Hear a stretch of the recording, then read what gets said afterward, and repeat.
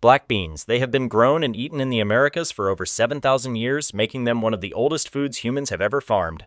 People in ancient Mexico and South America relied on them as a main source of food long before any explorer ever arrived on those shores. Black beans are small, shiny, and dark as night on the outside, but when you cut one open, the inside is actually a creamy white or yellow color. That contrast surprises a lot of people. They have a dense, almost meaty texture, which is why they show up so often in dishes where meat is not used. In countries like Cuba, Brazil, and Mexico, black beans are not a side dish, they are the heart of the meal. They are packed with protein and fiber, and they are one of the most affordable beans you can buy anywhere in the world. Kidney beans. The name comes from their shape, which really does look like a small human kidney, curved and thick in the middle. Red kidney beans are the most common, but there are also white kidney beans, often called cannellini beans, which are popular in Italian cooking. Kidney beans must always be cooked properly because raw ones contain a natural toxin that can make people very sick. In fact, just eating a few raw kidney beans can cause serious stomach problems within hours. Once cooked, though, they are completely safe and very filling. They are the bean most people picture when they think of chili, and they hold their shape well even after long cooking times. In Jamaica, kidney beans cooked in coconut milk is a dish called rice and peas, which is eaten almost every Sunday in most homes there. Chickpeas. Some people call them garbanzo beans, and both names are used in grocery stores and recipes around the world.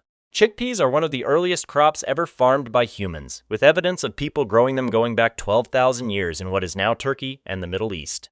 They are round, pale yellow, and have a slightly nutty flavor that works in both savory and sweet recipes. Hummus, the thick dip that has become popular almost everywhere, is made almost entirely from chickpeas. In India, chickpea flour is used to make breads, batters, and sweets. A strange and fascinating thing about chickpeas is that the liquid inside a can of them, called aquafaba, can actually be whipped up just like egg whites.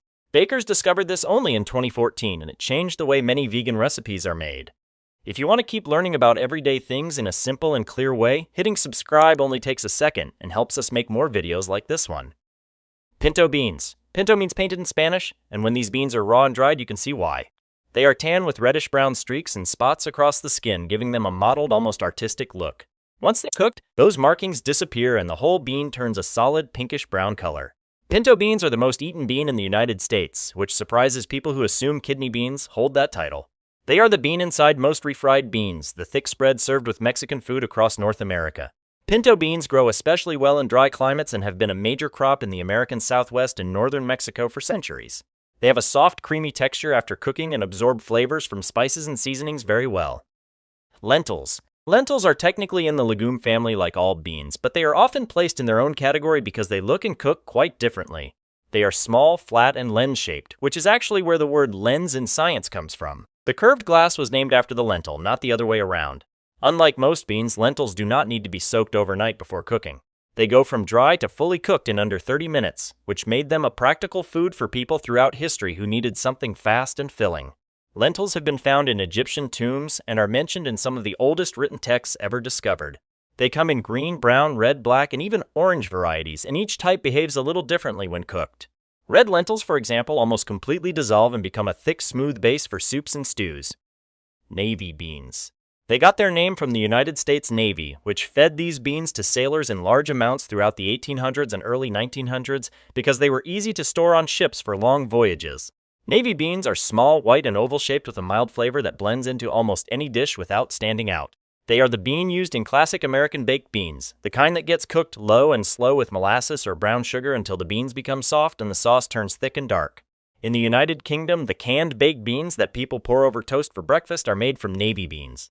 They are also one of the best beans for soups because they break down slightly during cooking and naturally thicken the broth around them without any extra effort. Edamame. These are young soybeans harvested before they have a chance to fully harden, which is what makes them different from the dried soybeans used to make tofu or soy milk.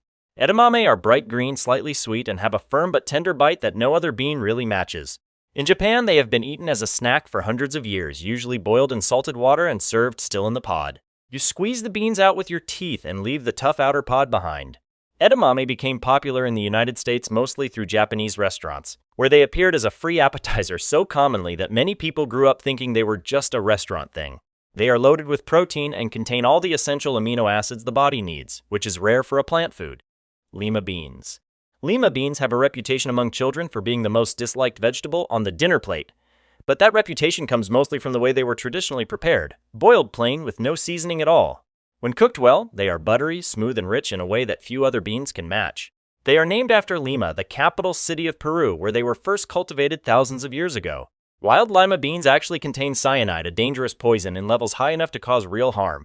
Over generations of farming, people selectively grew plants with lower and lower levels until the modern Lima bean became safe to eat. The large, flat, pale green or white beans sold today carry only trace amounts that cooking removes entirely. Fava beans. These are some of the oldest cultivated plants on Earth, grown in the Mediterranean and the Middle East for at least 10,000 years. Fava beans are large and flat with a thick outer skin that is usually removed before eating, revealing a bright green, tender inner bean. They have a rich, slightly earthy flavor that stands apart from most other beans. In ancient Greece and Rome, fava beans were used in voting ceremonies. White beans meant yes and black beans meant no. There is also a rare genetic condition called favism, where some people, mostly of Mediterranean or Middle Eastern heritage, lack a specific enzyme that breaks down a compound in fava beans. For those people, eating fava beans can cause the body to destroy its own red blood cells, which can become very serious. It is one of the only foods in the world that is genuinely dangerous to a specific group of people due to genetics alone. Mung beans. Mung beans are small and green on the outside with a yellow interior, and they have been a staple food across Asia for at least 4,000 years. India, China, and Southeast Asia all have long traditions of cooking with them in different forms. When mung beans are sprouted in water over a few days, they produce bean sprouts, the pale, crunchy strands commonly found in stir-fries and spring rolls across Asian cuisine. Most people eating those sprouts have no idea they started as a small green bean. In many parts of Asia, mung beans are also used to make sweet soups and desserts, which surprises people who only know them in savory dishes. Mung bean paste is used inside mooncakes and sweet dumplings in China, and the bean itself is considered cooling in traditional medicine, often eaten during hot weather to bring relief. Adzuki beans. These small, deep red beans are a cornerstone of East Asian cooking in a way that most people outside the region do not fully realize. In Japan, China, Korea, and much of Southeast Asia, Adzuki beans are primarily eaten as a sweet food, not a savory one. The beans are boiled with sugar until they form a thick, sweet paste called anko in Japanese, and that paste is used to fill hundreds of different traditional sweets and desserts. Red bean buns, mochi, and dorayaki pancakes all rely on this paste as their filling. In Japan, red beans are associated with good luck, and a dish of red rice made with Adzuki beans is traditionally served at celebrations like birthdays and weddings. Adzuki beans are slightly sweet even before sugar is added, which makes them naturally suited for dessert in a way that other beans simply are not.